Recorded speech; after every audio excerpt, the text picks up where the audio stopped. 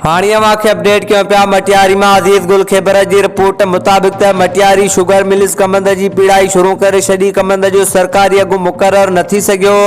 Matiari sugar mills कमंद की पीड़ाई शुरू करे छड़ी है, जिथे कमंद पीड़ाई दौरान शुगर मिल इंतजामिया इलाके के मौजूदीन शख्सियतन तकरीब में शिरकत कई, जैमी सैयद शफकत शाह जामोटर, सेनेटर मोहम्मद अली शाह जामोटर, जनरल मैनेजर जुनेद अकबर शाह, दोस्त मोहम्मद बलोच, सिंधाबाद गार, बोर्ड अगवान सैयद नदीम शाह, सैयद तैमूर शाह बिया मौजूद आ।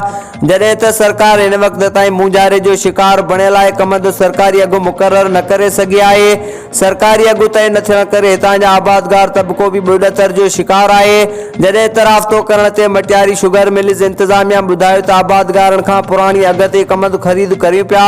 सरकारी अघु मुक़रर थियण खां पोइ वरी सरकारी अघु ॾिनो वेंदो, जडे त हालिया बरसातनि सबब हिते कमंद फसल भी बुॾी तबाह थी विया। कमंद पैदावार पिण घटिजी वई है। मथां वरी कमंद फसलन में पानी निकालो न थियण करे कणक की पोखाई भी सख्त मुतासिर थियण लगी है।